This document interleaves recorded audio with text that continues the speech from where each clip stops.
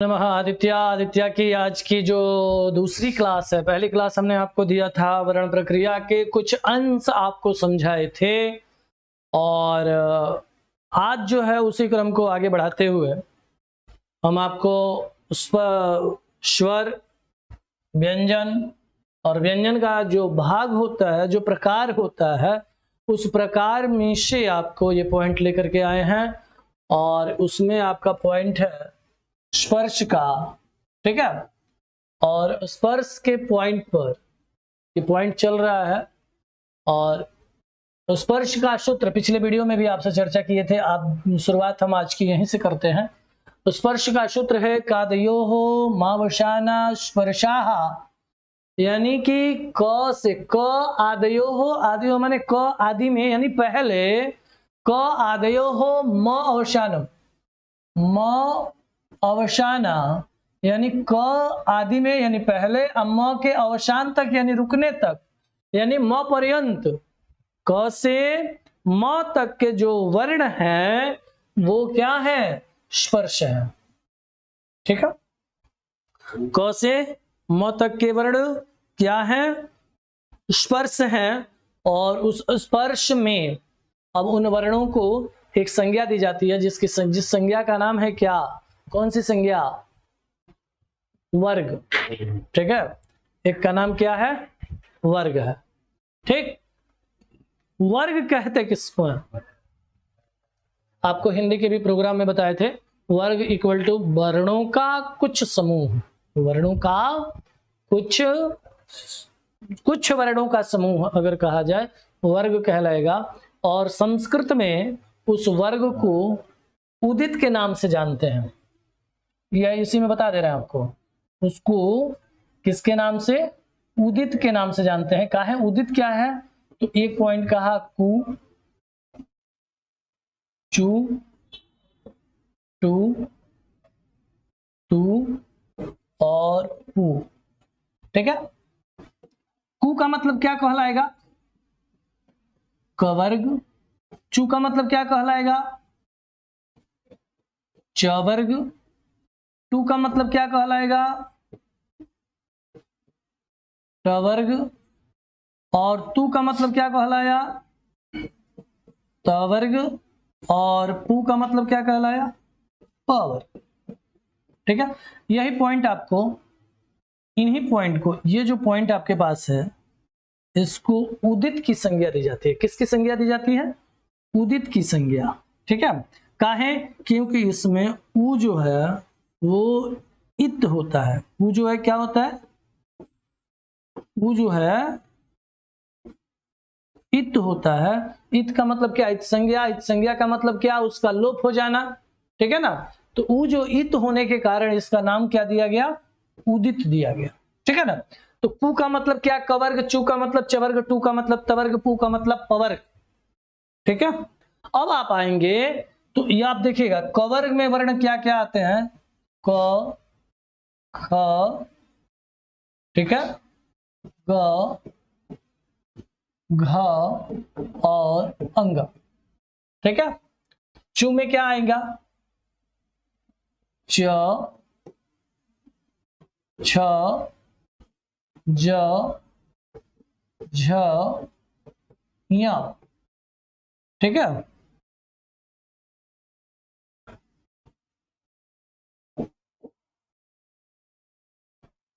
तो इस प्रकार से आप प्रत्येक वर्ण के विषय में देखेंगे।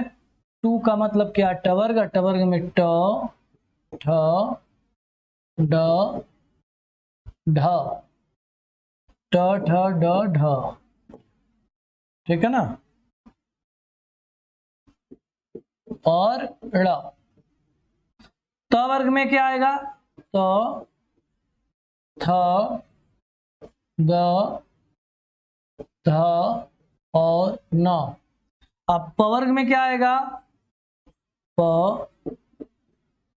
फ, ब,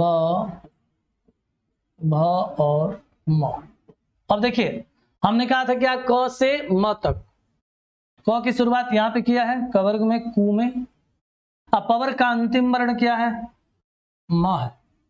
तो क से म तक के वर्ण का नाम क्या रखा?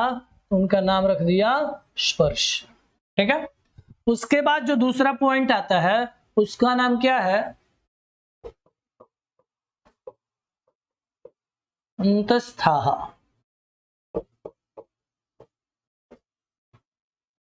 अंतस्थाः जैसे कादयो मामशाना है स्पर्शाः, उसी तरह से इसका भी सूत्र है यणो अंतस्थाः। अर्थात यण जो होते हैं वो क्या होते हैं? अंतस्थ होते हैं। और यण में है क्या चीज? तो य व र और ल है। ठीक है। और उष्म के लिए क्या है?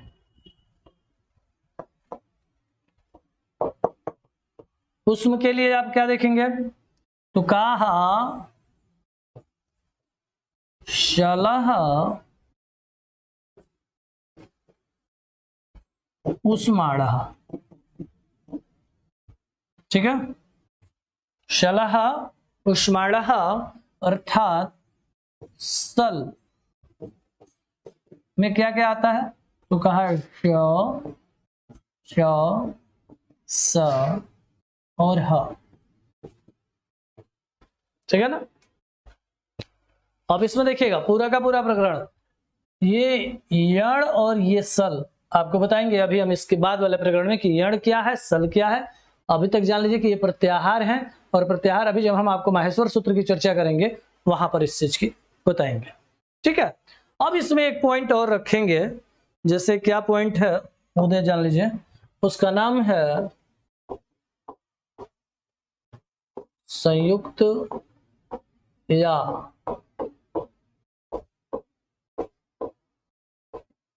मिश्रित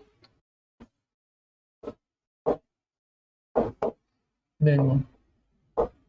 पाणिनि ने अपने वर्ण प्रक्रिया में वर्णमाला के जो माहेश्वर सूत्र हैं उसमें कहीं ग्रहण नहीं किया है।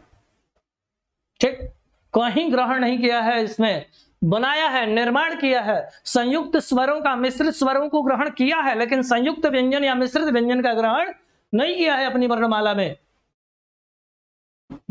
परिगणन किया है, अलग से पढ़ा है किनारे की, इसको हम मिला के बना सकते हैं। ठीक है। वो है कौन कौन से, अलग से नहीं पढ़ना है, इसको यहीं पे पढ़ा देते हैं आपको। क्ष, प्र, ज और स्र।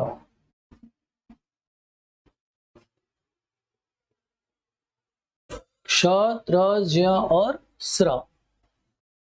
ठीक है।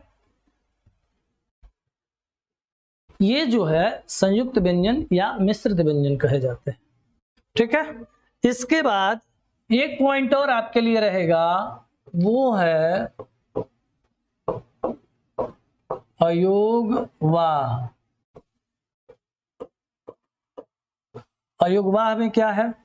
तो अयोगवाह में कौन कौन से हैं पॉइंट? तो रखिएगा अनुस्वार,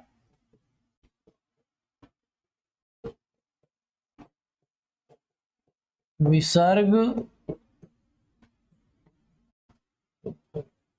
जिह्वा, मूलीय या उपधमानीय।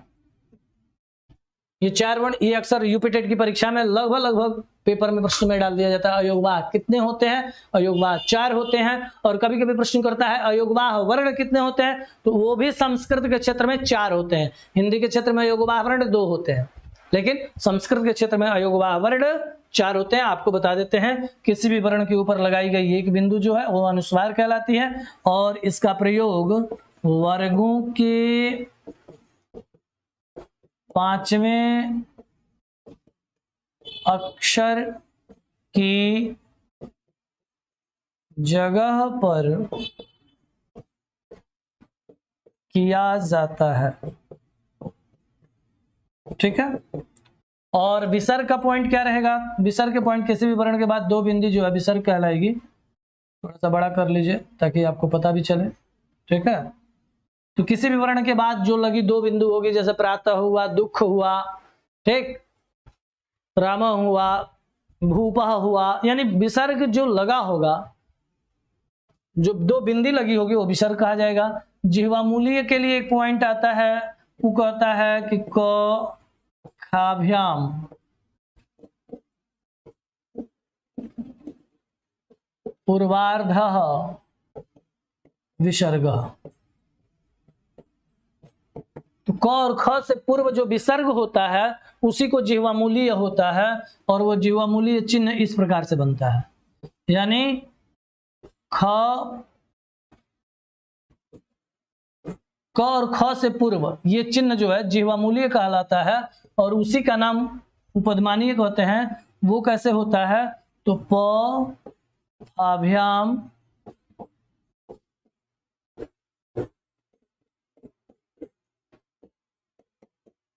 पूर्वार्धः विसर्ग, अर्थात प और फ से पूर्व, ठीक है ना, क ख से पूर्व विसर्ग को ये जब चिन्ह होता है तो उसको जिह्वामूलीय कहते हैं। प और फ से पूर्व यह जब चिन्ह होता है तो उसको उपदमानीय कहते हैं। उदाहरण में देख लीजिए,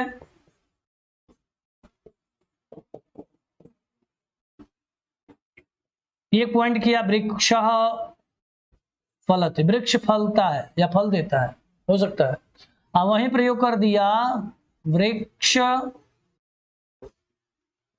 फलते, तो अब देखिए विसर्ग के जगह पे ये चिन्ह हुआ है, लेकिन यह चिन्ह किसके पहले है, तो कहा फ के पहले है। तो अब ये चिन्ह क्या कहलाएगा, तो इसका नाम हो जाएगा उपदमानीय। क्या कहलाएगा, उपदमानीय, ठीक है ना। तो ये युग्मा हो गए, अनुस्वार अनुनासिक हो गए, ठीक है। इसके बाद आपको वर्ण प्रक्रिया में क्या मिलेगा पता है, उच्चारण स्थान मिलेगा, यहां लिखिएगा उच्चारण स्थान। तो उच्चारण स्थान से पहले आपको एक और टॉपिक पहले पढ़ा देते हैं, उसके बाद उच्चारण स्थान की प्रक्रिया चलेगी, तब हम आपको बताते हैं उच्चारण स्थान। उच्चारण स्थान से पूर्व जो मोस्ट टॉपिक है वो आप जान लीजिए, जो संधि समझने के लिए जो आवश्यक है वो है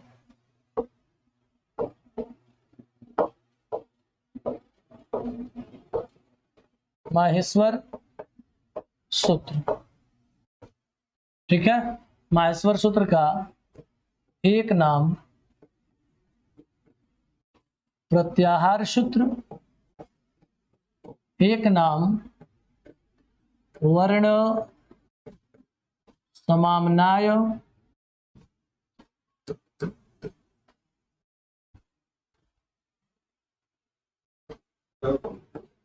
वर्ण समाम्नाय, और एक नाम शिवसूत्र है। क्या क्या है, प्रत्याहार सूत्र, वर्ण समाम्नाय और शिवसूत्र है। किसका, माहेश्वर सूत्र का नाम है, ठीक है। अब जानिए कि वो माहेश्वर सूत्र है क्या, कहां से आया, किसने दिया, ये सारे पॉइंट आपके जानने के लिए है, रोचक है कि इस माहेश्वर सूत्र को किसने दिया था, तो कहा पाणिनि ने दिया था। पाणिनि ने अपने व्याकरण की शुरुआत वहीं से की थी। इसका नाम माहेश्वर सूत्र या शिव सूत्र क्यों कहा गया, तो बताया जाता है कि पाणिनि की तपस्या से प्रसन्न होकर के शिव जी ने अपने डमरू को बजाया था। नृतावसाने नटराज राजो ननाद ढक्काम नव पंचवारम, ये श्लोक आया है उनके लिए। किसके लिए आया है, तो कहा कि माहेश्वर सूत्र के लिए आया है कि वहां पर शिव जी ने जो है अपना पॉइंट एक बताया था कि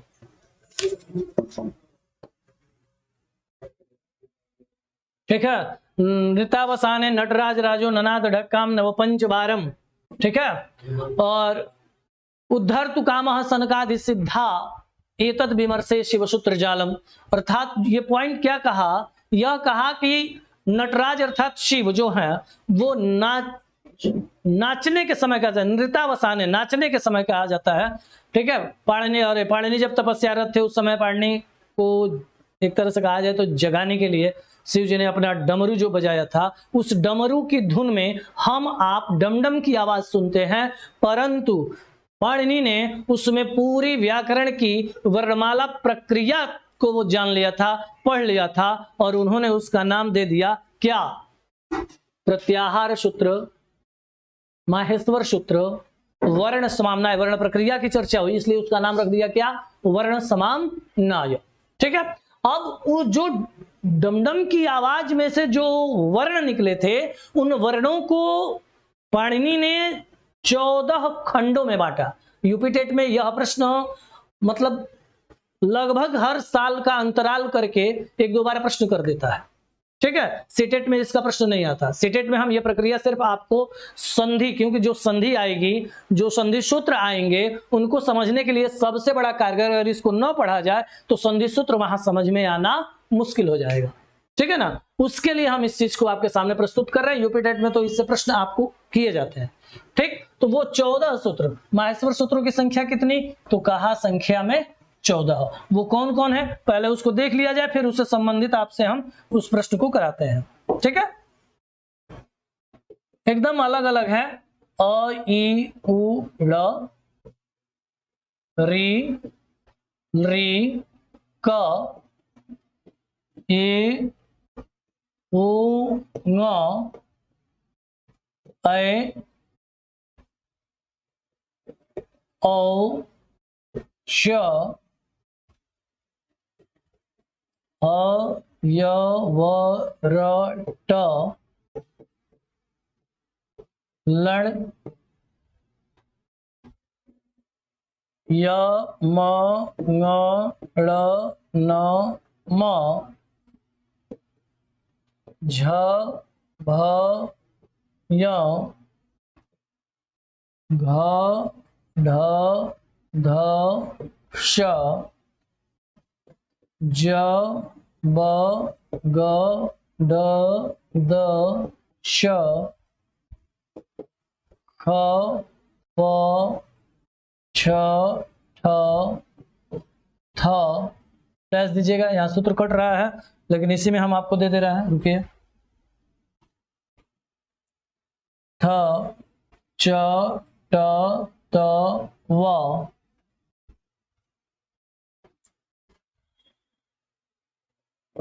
क प य, श श स र और हल। ये 14 सूत्र है। अभी जिसके पहले हमने आपको स्पर्श, अंतस्थ, पुष्प, स्वर, ये सारी चीज पढ़ाए थे। आइए हम आपको इसी में दिखा देते हैं कि वो कहां से उठाया गया था। ठीक है। उस चीज को आप देख लीजिएगा। अब देखिए शुरुआत कहां से करते हैं। हम आपको पढ़ाए थे क्या? स्पर्श, अंतस्थ, उष्म। शुरुआत करते हैं उष्म से। ठीक है। उसमें यहां देखिएगा 14 जो सूत्र बनाए गए हैं, उन 14 सूत्रों के लिए जानिएगा कि यहां पे आपको नोट के प्रकरण में दे दे रहे हैं कि प्रत्येक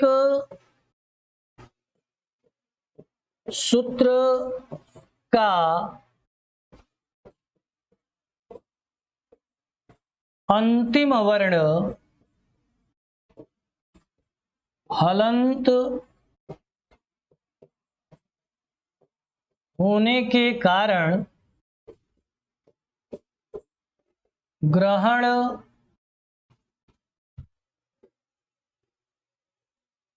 नहीं किया जाता है। ठीक है।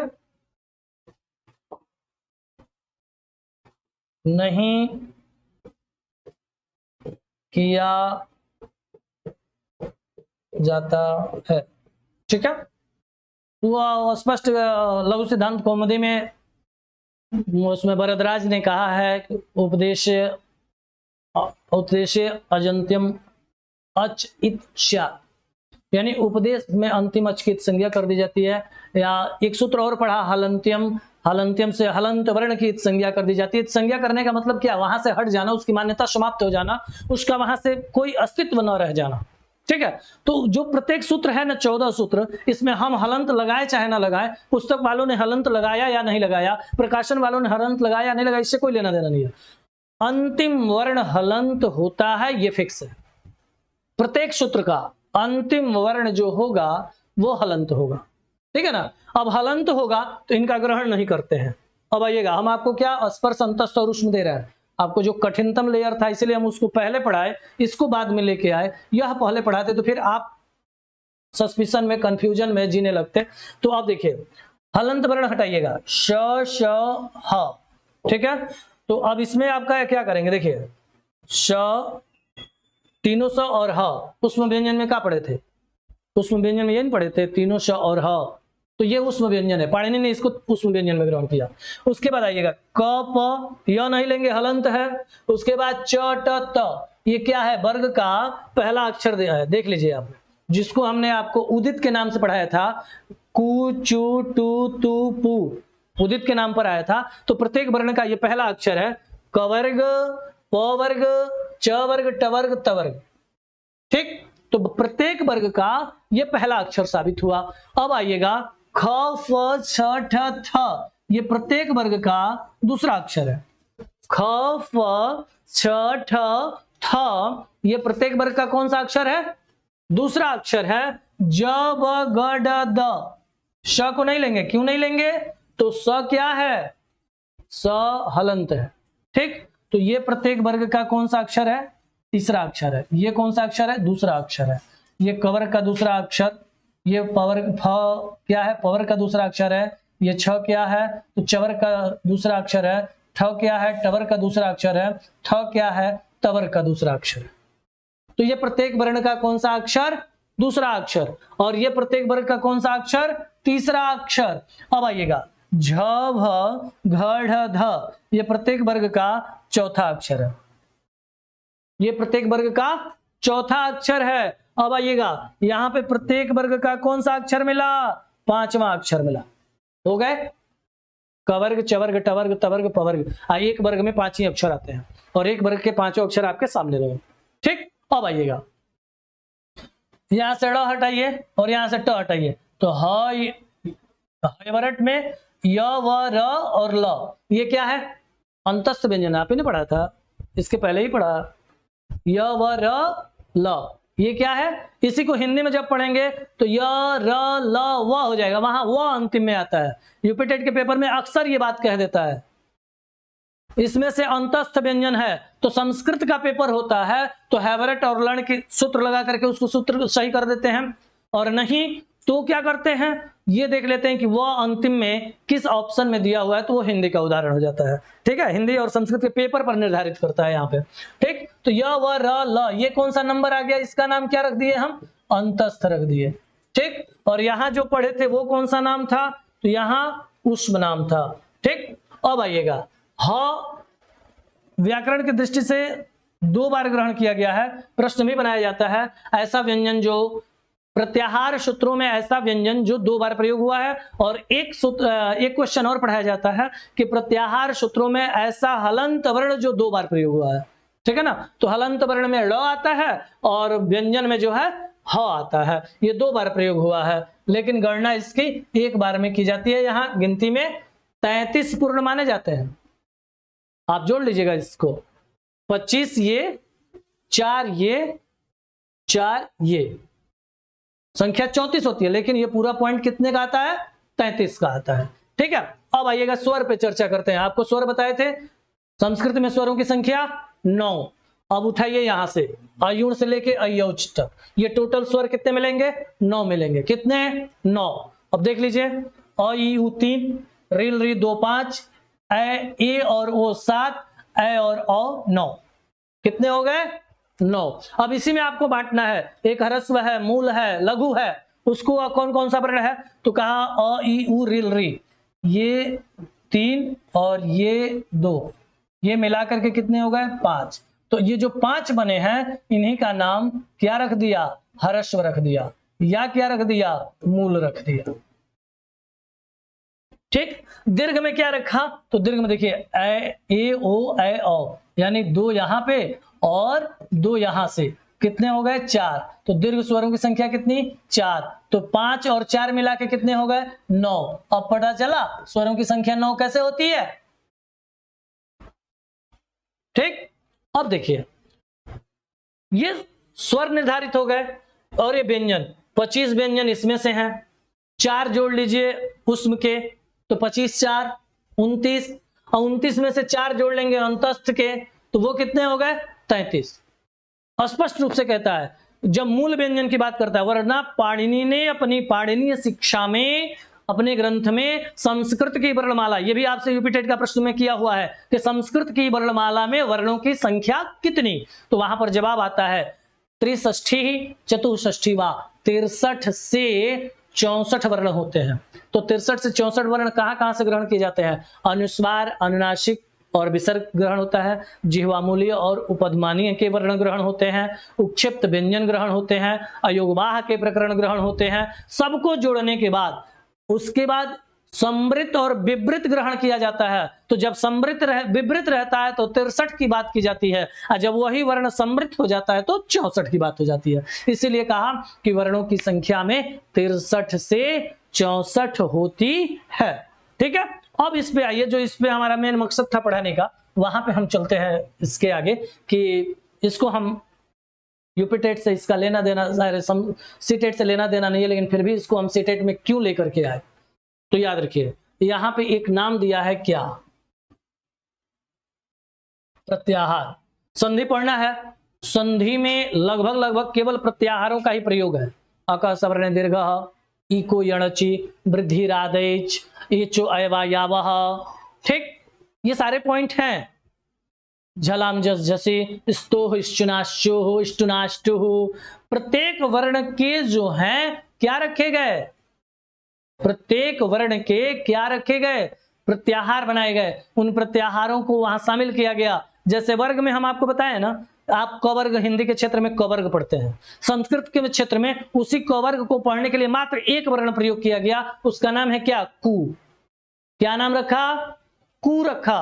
कु का मतलब क्या कह दिया? अब कु का मतलब कवर्ग, और कवर्ग का मतलब उसके 5 वर्ण। कु का मतलब कवर्ग, और कवर्ग का मतलब उसके 5 वर्ण। कौन कौन से? तो क ख ग घ अंग, बात को तो हाँ, यहाँ भी अभी इसी पर हम आपको में बताएंगे। अब देखिएगा, जो आपके संधि की प्रक्रिया में जो प्रत्याहार होंगे उसकी बस हम चर्चा करेंगे। यहाँ पे संधि की प्रक्रिया में जो प्रत्याहार बनेगा उसी की चर्चा हम आपसे लेंगे। यहाँ पे देखिएगा, प्रत्याहार बनाना है हमको। क्या बनाएंगे आप? प्रत्याहार बनाएंगे। ठीक है, और सबसे पहले प्रत्याहार, जैसे अक सवर्ण दीर्घ में अक प्रत्याहार पढ़ा गया है। ठीक, और इको यणचि में इक प्रत्याहार पढ़ा गया है, यण प्रत्याहार पढ़ा गया है, यणवंतस्था में भी यण पढ़ा गया है। लिखिएगा, लिखने के बाद अभी हम इसको समझा रहे हैं आपको कैसे बनेगा ये पॉइंट। ठीक है ना, उस चीज को हम आपको बताएंगे। अभी यहाँ पे यण पढ़ा गया, इक पढ़ा गया, अक पढ़ा गया, और एचो अयवा यावह में एच पढ़ा गया। ठीक, और एंग पर रूपम में एंग पढ़ा गया, और एंग पदांताद अति में भी एंग पढ़ा गया है, और इस्तोश्चुनाश्चु में सकार तवर की बात की गई है। झलाम जस झसी में देखिएगा, झलाम जस झसी में झल जस और झस की बात किया। झलाम जस झस,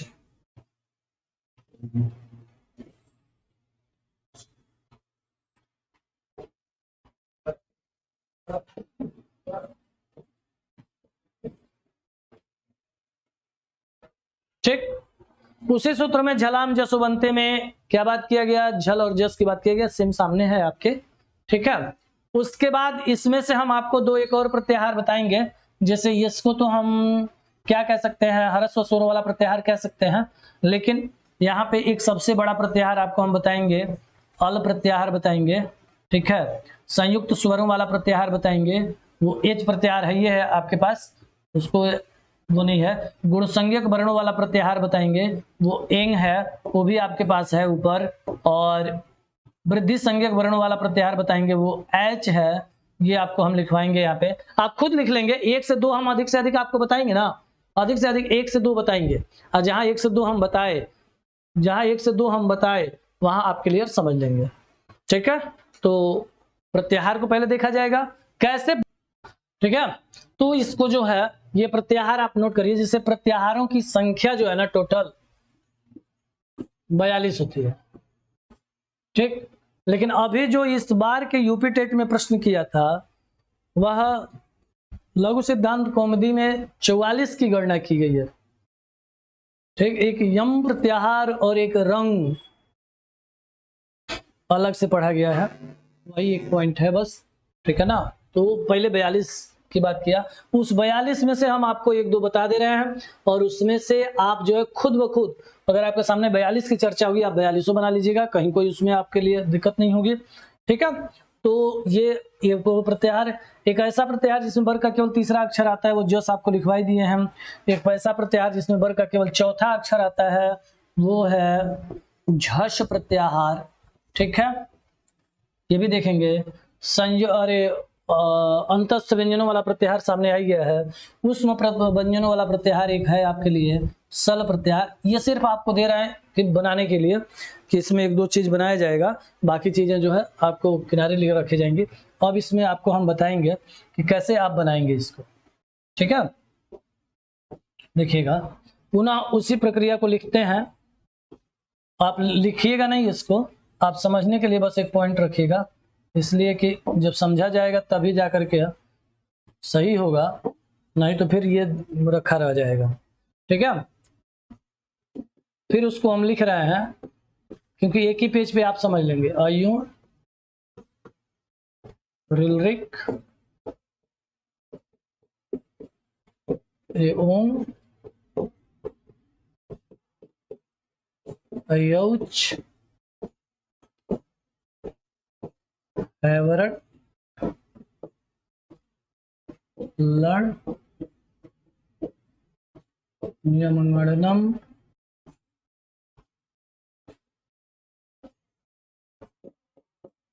जब है घड़धस जब घड़धस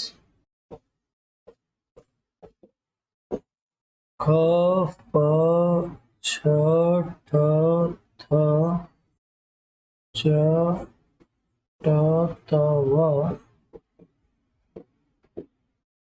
कपै श श स र और ह।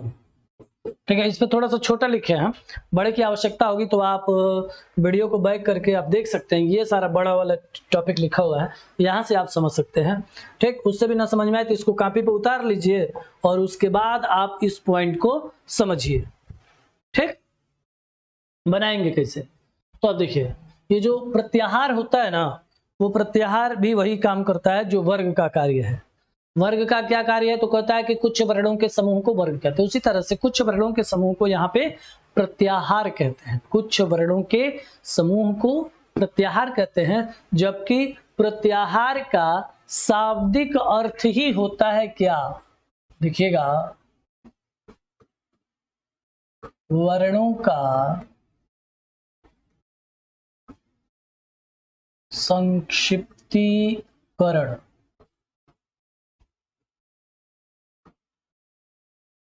प्रत्याहार का अर्थ क्या होता है, वर्णों का संक्षिप्तीकरण। ठीक है ना, यानी वर्ण को संक्षेप किया गया, वही प्रत्याहार है। और प्रत्याहार को जब विस्तारित करते हैं ना, तो उसका एक नियम है। नियम क्या है कि सबसे पहले कि प्रत्याहार जो आपने बना लिया, प्रत्याहार बना लिया का मतलब क्या, वर्णों का संक्षेपीकरण कर लिया, और वर्णों के संक्षेपीकरण के लिए जो आपने पॉइंट बनाया, जो प्रक्रिया बनाई, जो उसके लिए सूत्रवत रूप दिया, उसका नाम क्या है, प्रत्याहार है। तो प्रत्याहार के विषय में कहा कि प्रत्याहार होता कैसा है, तो कहा कि प्रत्याहार 2 वर्णों का योग होता है। प्रत्याहार 2 वर्णों का योग होता है, और प्रत्याहार जब 2 वर्णों का योग होता है तो प्रत्येक प्रत्याहार आप देखेंगे 2 वर्णों का योग है। एक प्रत्याहार मात्र ऐसा है जो एक वर्ण पे कहा जाता है, तो प्रत्याहारों के लिए अपवाद की संज्ञा में भी रखा जाता है। रंग, र के ऊपर चंद्रबिंदु होती है, रंग प्रत्याहार र के लिए, उरण रप्रह के लिए आया है और बहुत सारे उस पे प्रकरण आए हैं, तो इस पॉइंट को भी आप देखेंगे वहां पे। अब जो है इसमें क्या कहा कि प्रत्याहार दो वर्णों का योग होता है, प्रत्येक देखिएगा प्रत्येक प्रत्याहार दो वर्णों का योग है। उसके बाद कहा कि आप प्रत्याहार को जब विस्तारित करेंगे यानी उसके बीच के वर्णों का जब ग्रहण करेंगे तो प्रत्याहार को विस्तारित करने में प्रथम वर्ण का ग्रहण होता है। अब प्रथम वर्ण दो वर्ण ये है, प्रथम वर्ण ग्रहण करिए तो प्रथम वर्ण क्या मिलेगा? अ। ठीक, लेकिन कहा कि दूसरे वर्ण का ग्रहण नहीं होता है। ठीक, प्रत्याहार को विस्तारित करने में प्रथम वर्ण का ग्रहण होता है और इसका जो दूसरा वर्ण है ना उसका ग्रहण नहीं होता है। ठीक है, उसको देखिएगा, आपको बता देते हैं। प्रत्याहार को विस्तारित करने में दूसरे वर्ण का ग्रहण नहीं होता है, ये कट जाएगा। ठीक है, अब आइएगा, इसका एक तीसरा नियम भी है। तीसरा नियम क्या है? तो कहता है कि प्रत्याहार को जब आप विस्तारित कर रहे होते हैं तो उसके अंतर्गत जो वर्ण आते हैं और वर्णों के बीच में जो हलंत वर्ण आते हैं उनका ग्रहण नहीं होता है। कैसे? वो चीज हम आपको यहां से बताएंगे। ठीक, यहां से देखिएगा, यहां से का मतलब क्या देख लीजिए आप कि अगर अक प्रत्याहार बना रहे हैं तो सबसे पहला काम है आपको अ ढूंढना, तो इन्हीं 14 में से आपको ढूंढना है।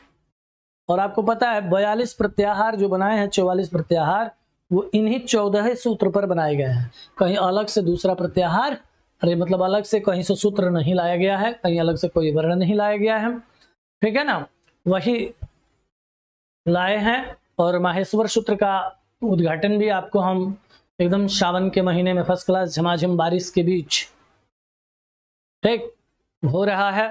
संस्कृत का उद्घाटन हुआ, संस्कृत व्याकरण को आपके सामने हमने रखा, शिव के सूत्र को रखा। ठीक है, तो देखिएगा अब क्या कहा कि अयुण का जो अ है, अ यहां है, देखिए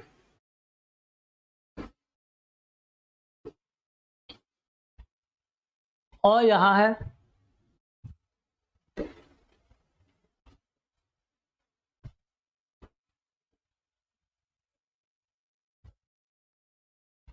ठीक। और कहां तक जाना है? प्रत्याहार में प्रथम वर्ण का ग्रहण किया तो आगे क्या होगा? तो कहा कि प्रथम वर्ण ग्रहण करने के बाद आप वहां तक जाएंगे जहां क न मिले। जब क मिल जाए तो वहीं आपको रुक जाना है, स्टॉप कर लेना है। तो अ से आप ढूंढते हुए जब निकले तो अ का ढूंढने का एक प्रकरण आया कि कहां से ढूंढेंगे? माहेश्वर सूत्र में से ढूंढना है। तो अ ई उ ड़ आया है, ड़ हलंत है, तो जहां ड़ हलंत मिला तो कहा कि प्रत्याहार को विस्तारित करने में हलंत वर्णों का ग्रहण नहीं होता। तो अ के बाद क्या आया है आपके पास? ई आया है, अ के बाद ई आया है, ई के बाद उ आया है, और उ के बाद को तो मिला नहीं, ड़ मिला, ड़ मिला तो कैसा मिला? हलंत मिला, तो हलंत वर्णों का ग्रहण नहीं होता है। तो अब उसके बाद आगे बढ़े तो री मिल गया। कहां तक जाना है दिमाग में रखिएगा, क तक जाना है आपको। री मिला, री के आगे बढ़े तो एक वर्ण और मिला, वो क्या है? री मिला। ज्यों री के आगे बढ़े वहां एक वर्ण आपको क्या मिल गया? क मिल गया। तो ज्यों क मिला आप वहीं रुक गए, स्टॉप कर गए, आपको वहां से आगे बढ़ने की जरूरत नहीं है, क्योंकि अ से शुरुआत करके क तक जाना है, ई से शुरुआत करके क तक जाना है, य से शुरुआत करके ड़ तक जाना है, ए से शुरुआत करके च तक जाना है, ए से शुरुआत करके ङ तक जाना है, झ से शुरुआत करके ल तक जाना है। सब इसी में आपको ढूंढना है। और याद रखिएगा क्रम में है अयुण रिल रि के ओंग यौच हैवरट लण यम गणनम झभय घड़दस जब गड़दस ख फ छ ठ त व क प य स ख श र ह ल। ये क्रम में है, बीच में से एक भी डैमेज हुआ तो प्रत्याहार बिगड़ जाएगा। और 14 याद हो गए ना, तो 42 को याद करने की जरूरत नहीं पड़ेगी, ये फिक्स है। 14 याद हुआ, आप 14 पर ही सारी प्रक्रिया बना लेंगे, निर्धारित कर लेंगे। और हम तो इतना ही कम दिए हैं, आपके सामने अगर 42 रख दिया जाए और ये 14 तैयार है और प्रत्याहार बनाने की प्रक्रिया तैयार है तो पूरा बना लेंगे, कन्फर्म है। ठीक है, तो अ ई उ रिल री ये 5 वर्ण आए और इन्हीं को क्या कहा जाता है? हरस्व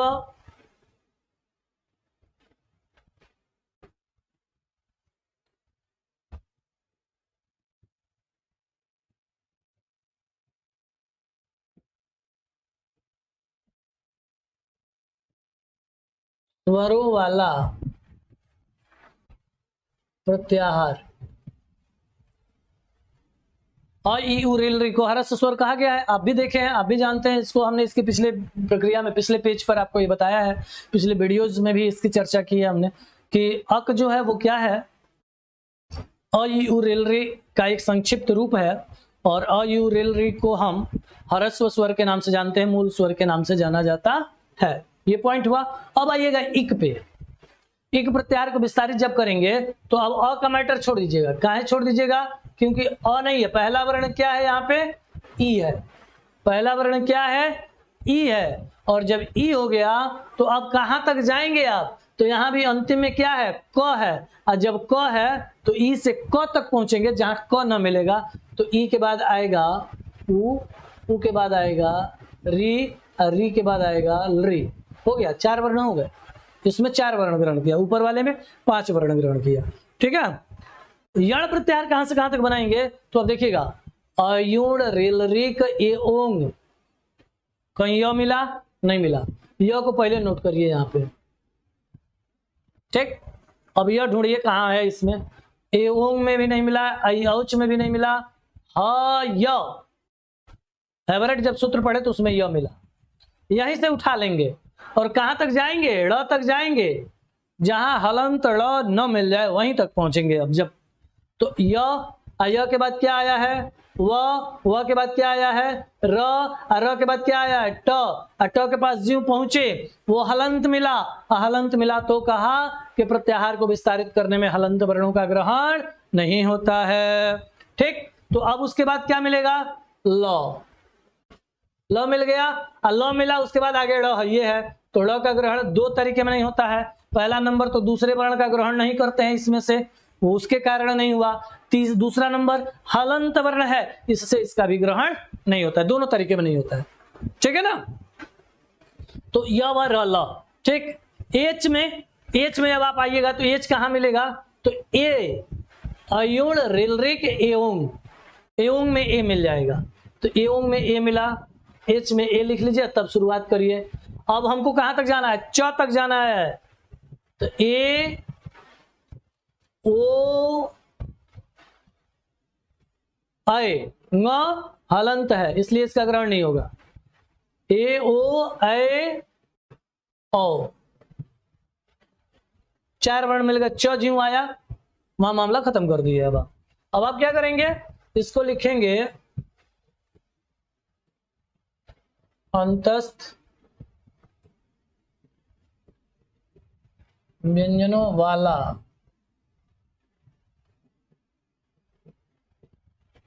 प्रत्याहार, और ये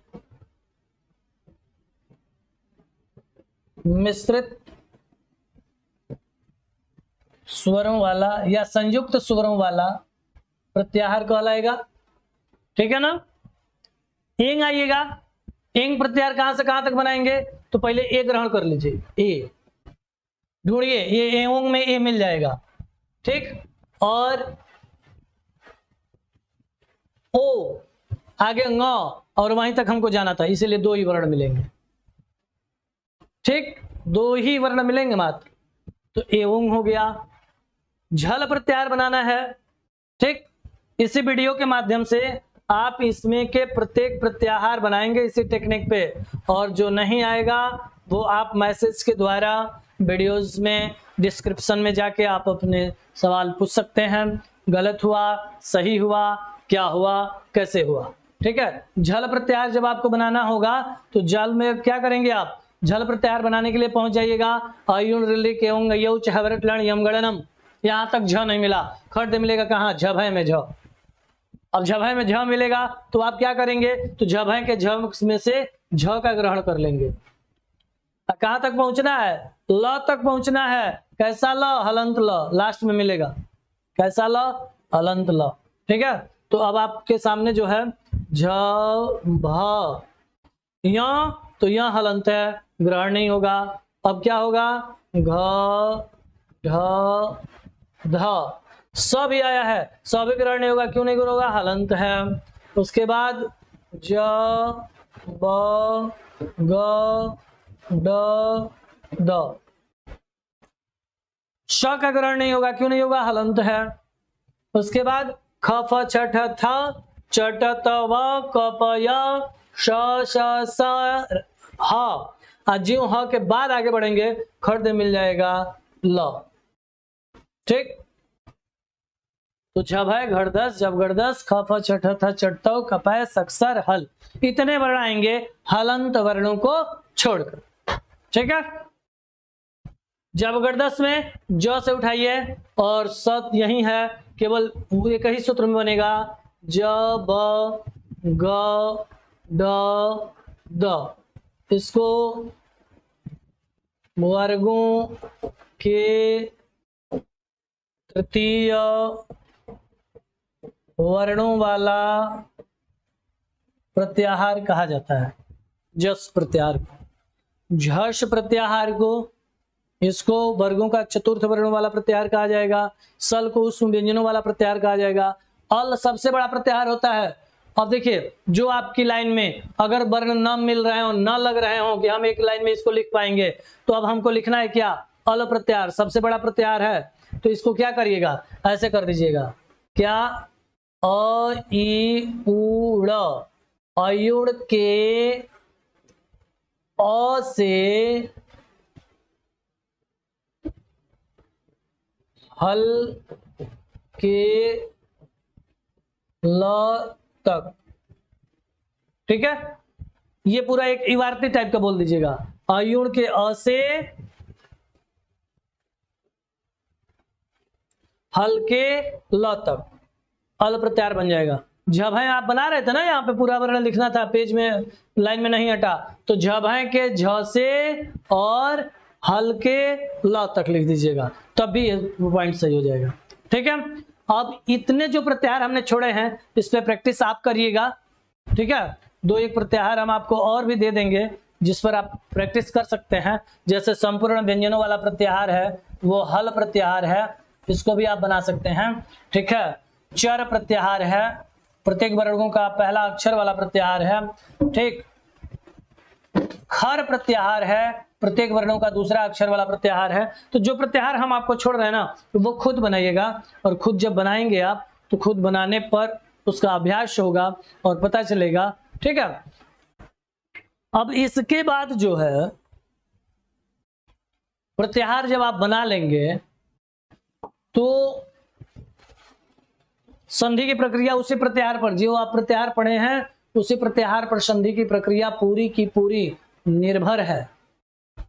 ठीक, अब देखिए, आपसे मान लीजिए एक प्रश्न रखा जाए,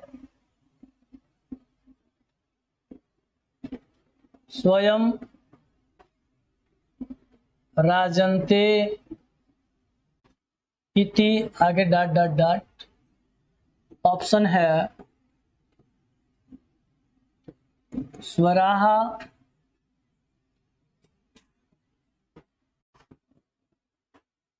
अंतस्थाः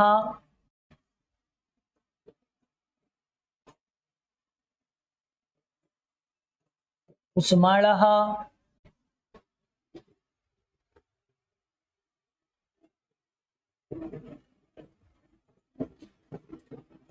स्पर्शाः। ठीक है, प्रश्न के माध्यम से समझिए इसको। स्वयं राजन्ते इति क्या होगा? तो सूत्र है, ये स्वर का सूत्र है, स्वयं राजन्ते इति स्वराः। ठीक है, दूसरा पॉइंट आपके सामने हम रखते हैं,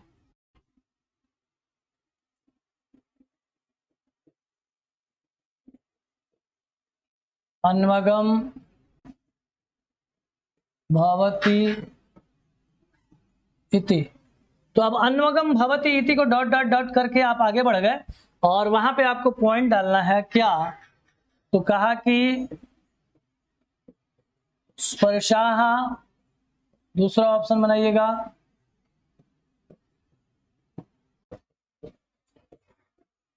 अंतस्थाः, तीसरा ऑप्शन बनाइएगा, उष्माणः, चौथा ऑप्शन आपके लिए है व्यंजनम। ठीक है, तो जब आप ऑप्शन में आएंगे अन्वगम भवति इति, तो सूत्र ही है ये भी, और यहाँ ऑप्शन आएगा व्यंजनम। तो ये कौन सा ऑप्शन है? चौथा ऑप्शन।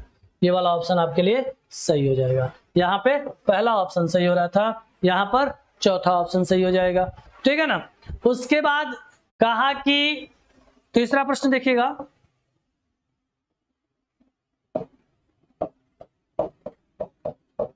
अक प्रत्याहार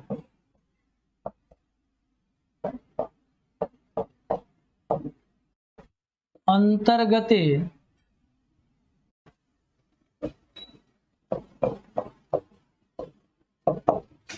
आगताः वर्णाः सन्ति।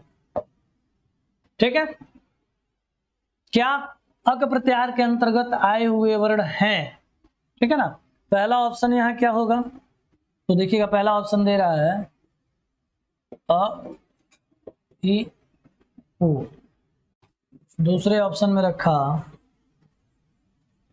अ ई उ री ली ए ओ, और तीसरे ऑप्शन में रखा अ ई उ री री, चौथे ऑप्शन में रखा इति शर्म।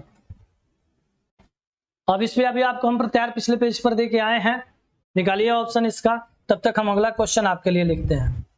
ठीक है ना। अगला क्वेश्चन क्या?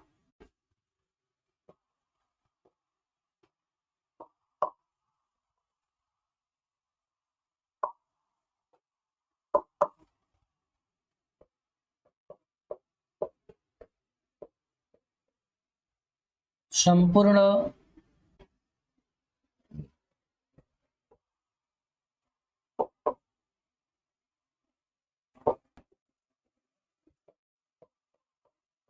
वर्णाः कस्मिन् प्रत्याहार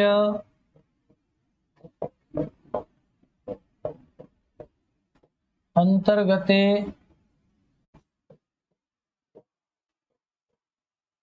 आगतवान।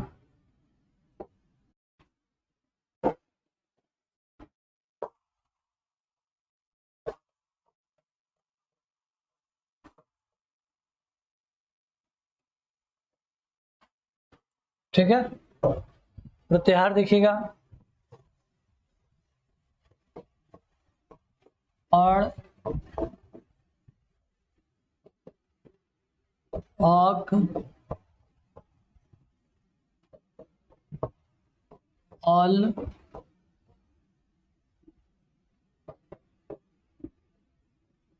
अम।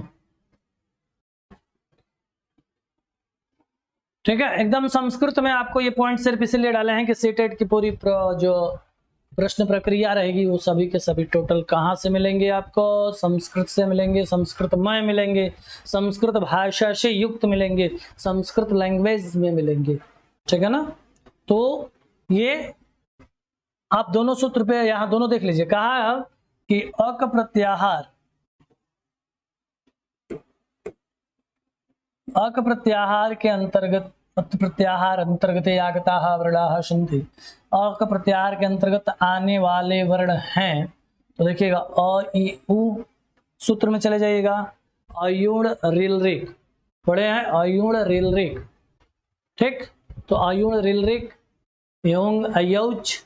तो अयुण एक सूत्र पर मात्र जो है अयुरी का ग्रहण होता है, अयुण बनता है। तो अयुण शब्द में मात्र अयु ग्रहण किया, क नहीं आया अभी तक।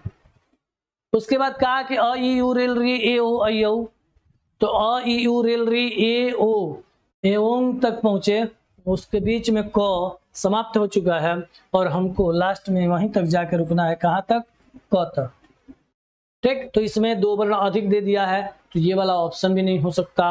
अब तीसरे ऑप्शन पे चलिएगा, अ ई उ रिल री, तो अयुण और रिलरिक में क आता है, क तक रुक जाना है, ग्रहण यहाँ नहीं होगा। तो उसके अंतर्गत के आने वाले वर्णों का ग्रहण किया है, इसलिए यहाँ पे ये वाला ऑप्शन सही हो जाएगा। इसका मतलब होता है ये सभी, तो ये सभी में 2 ऑप्शन में त्रुटियां थी तो वो होंगे नहीं, इस वजह से ये सर्वे चौथा ऑप्शन भी सही नहीं होगा। ठीक है, अब आइएगा संपूर्ण वर्णाः कस्मिन् प्रत्याहार अंतर्गते आगतवान। कहा कि संपूर्ण वर्ण किस प्रत्याहार के अंतर्गत आते हैं, आए हुए हैं कहा जा सकता है, आए हुए हैं। तो आप देख लीजिएगा अण प्रत्याहार, तो अयुण के अ से और लड़ के ड़ तक बना लीजिए, चाहे अयुण के अ से अयुण के ड़ तक बना लीजिए। अण प्रत्याहार ये 2 बार बनता है, ठीक है ना। और अक प्रत्याहार आपको ऊपर वाले प्रकरण में समझा दिए थे, अयुण के अ से रेलरिक के क तक बनता है। और अल प्रत्याहार जो है, अब जब पढ़ेंगे आप तो अल प्रत्याहार संपूर्ण वर्णाः, संपूर्ण वर्ण आते हैं कहां से कहां तक, तो अयुण के अ से लेके और हल के ल तक। तो अयुण रेले के ओंग अयु छवरट लण यम गणनम झभय घड़दस जब घड़दस खप छठा चढ़ता कपै सक्सर हल, 14 के 14 सूत्र यहाँ पे आ जाएंगे। ठीक है, तो ये जो है संपूर्ण वर्णों वाला प्रत्याहार कहलाएगा। ठीक है, अब क्या रहा, अम प्रत्याहार, इससे कुछ लेना देना ही नहीं है। क्यों नहीं लेना देना, आंसर पहले मिल गया, चौथे ऑप्शन पे विचार कौन करे। ठीक है ना, अब इस पे क्या करिएगा, और भी क्वेश्चन आपसे बनाए जा सकते हैं, जैसे आपको हम बता चुके हैं उसमें कौन सा क्या है इस पेज पे आपको। ठीक है, इस पेज में आप देख लीजिए, सारा आपको हमने बताया है। ह्रस्व स्वरों वाला प्रत्याहार, अंतस्थ व्यंजन मिश्रित स्वर, ठीक है, तृतीय वर्णों वाला प्रत्याहार, सबसे बड़ा प्रत्याहार, है वृद्धि संज्ञक वर्ण कहलाएगा, है ऊष्म व्यंजन वाला कहलाएगा। इस प्रत्याहार का बनाइएगा आप, हम लिख दे रहे हैं, ये वृद्धि संज्ञक कहलाएगा। क्या कहलाएगा, वृद्धि संज्ञक, आगे वर्ण आप नोट कर लीजिएगा। और इसको गुण संज्ञक कहेंगे, काहे कहेंगे आपको हम संधि के प्रकरण में बताएंगे। ठीक है, ये ऊष्म व्यंजनों वाला प्रत्याहार कहा जाएगा, आपको ये हम पहले बता चुके हैं, ऊष्म व्यंजन। ठीक है, ऊष्म व्यंजनों वाला प्रत्याहार कहा जाएगा। हाई जब इसको विस्तारित करेंगे तो यह संपूर्ण व्यंजनों वाला प्रत्याहार कहलाएगा, संपूर्ण व्यंजन। ठीक है ना, इसमें स्वर नहीं आएगा। ठीक है, तो वर्ग का पहला अक्षर वाला प्रत्याहार बनाएगा, वर्ग का पहला दूसरा अक्षर वाला प्रत्याहार बनाएगा। ठीक है ना, तो यहां से आप उस चीज को समझ सकते हैं कि प्रश्न कहां से क्या किया है। आगे देखते हैं। ठीक है ना, अब इसमें आप एक क्वेश्चन और लेके आ जाइए कि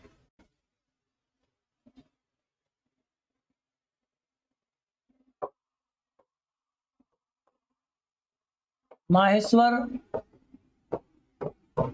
सूत्रस्य उत्पत्ति स्थानम वर्तते यह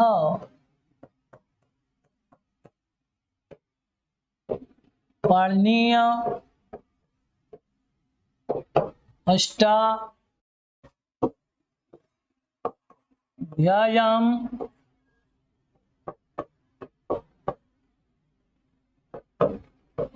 वर्णितम अस्ति। पाणिनीय अष्टाध्यायी की भूमिका में ये पॉइंट आपके लिए रखा गया है। ठीक है ना, कुछ प्रकाशनों ने उसके दिया है। तो कहा कि ये आप क्या कहेंगे कि माहेश्वर सूत्र के उत्पत्ति का स्थान है जो पाणिनीय अष्टाध्यायी में वर्णित है, वो स्थान कौन सा है, तो कहा शिव डमरू विष्णु चक्र कृष्णस्य वासुरी एते सर्वे। ठीक, तो ये 4 स्थान है, तो माहेश्वर नाम है, माहेश्वर, माहेश्वर। ठीक है ना, इसको थोड़ा सा हटा दीजिएगा। माहेश्वर सूत्र का वर्णन या उत्पत्ति स्थान है तो शिव का डमरू है। ठीक है, इसकी जो अगली वीडियो आपके लिए मिलेगी वो है संधि के प्रकरण की वीडियो। उसके पहले आप जो हमने दिया है माहेश्वर सूत्र पर प्रत्याहार, उसको जरूर 1-2 बार लिख लीजिएगा पेपर पे, और पेपर पे लिख के बार बार बनाइएगा, उसका समझ में आना आपके लिए अत्यंत आवश्यक है। फिर मिलते हैं अगले वीडियो में। नमो नमः। आदित्य।